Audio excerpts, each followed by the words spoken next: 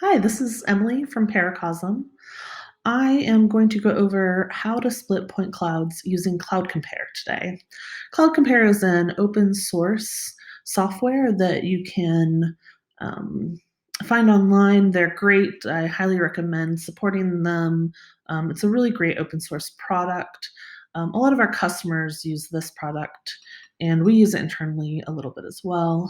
Um, so sometimes when you're out in the field and you capture data, um, sometimes circumstances come up where maybe something like a turn was a little quicker than it should be, or the device was jolted, and you might get tracking loss in your final reconstruction.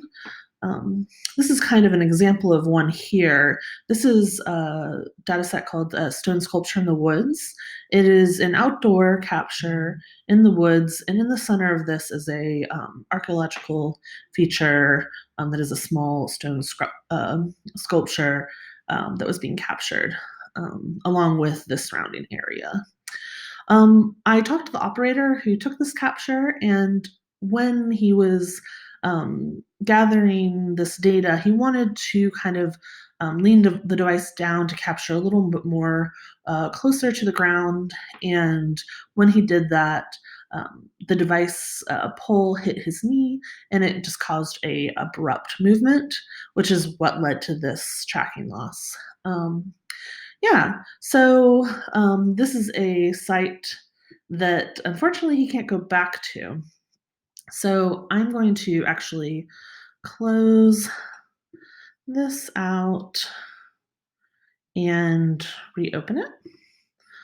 So you can see what the process is as we go through the tutorial here. This you can find at support.paracosm.io, and it gives you just a complete walkthrough of how to do this.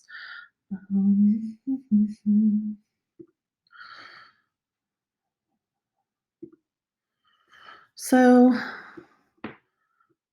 I am going to pull this data set into CloudCompare, and slowing down here. So this usually comes up with none selected for the scalar field.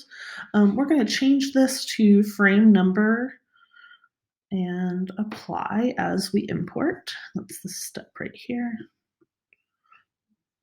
Next, we are going to let it open and move over to investigate further about our properties. So if you select your data set and then come down here, you can kind of see the default settings. One thing that you can do, like right now, it's set up with that scalar field.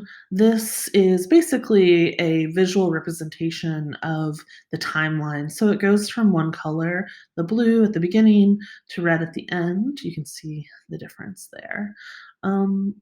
So when I go into here, I can also change this to RGB, and you can see the point clouds in color.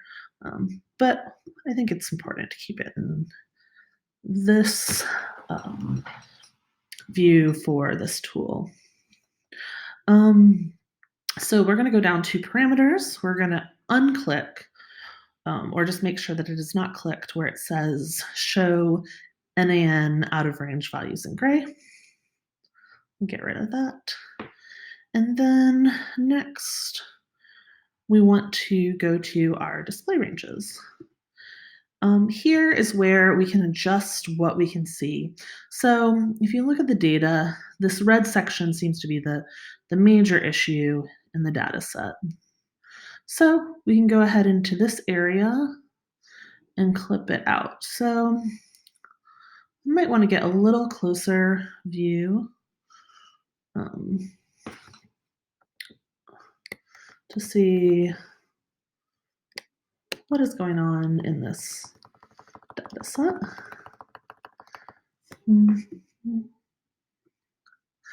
Okay, it looks like I can still see that stone sculpture when I look. So I think that we might be good. You want to look at it in a bunch of different ways to see where the data might have started being an issue. Sometimes it's also really nice to use retrace to see what maybe right where the issue might have occurred. So it looks like it's definitely coming into this section, and I think that it's going to be okay for me to cut out a pretty good amount right there. Um, so that we still have the beautiful sculpture right in the middle of the woods, but no extra data preventing it from showing some accuracy in the data. So next, once we've selected our range, we're going to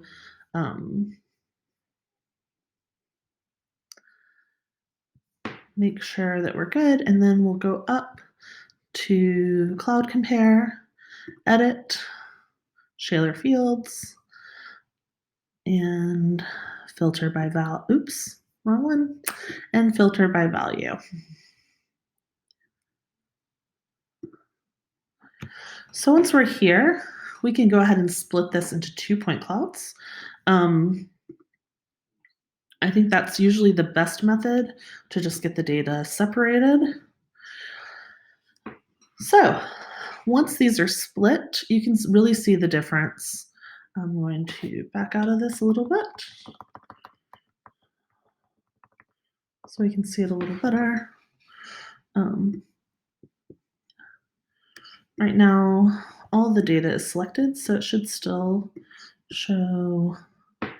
Oh, it looks like it cut out this extra data as well. So when I pull it back up, this looks like all of my good data is right there. And then this is that chunk of data that really wasn't useful to us right there. So now I can take this, select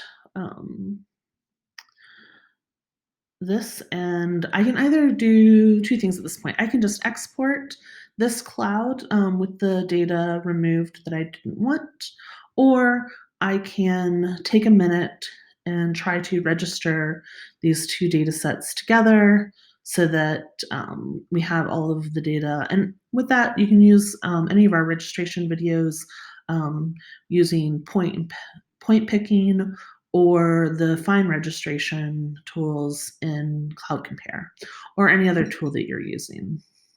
So now let's look at this RGB.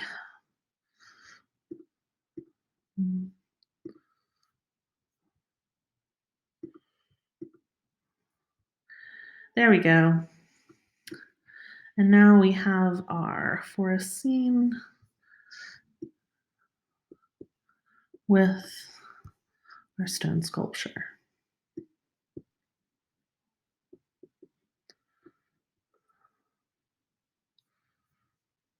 Thanks for listening, and if you have any questions about this tool or how to use it, you can always contact us at support@paracosm.io through email, or at our website, support.paracosm.io online.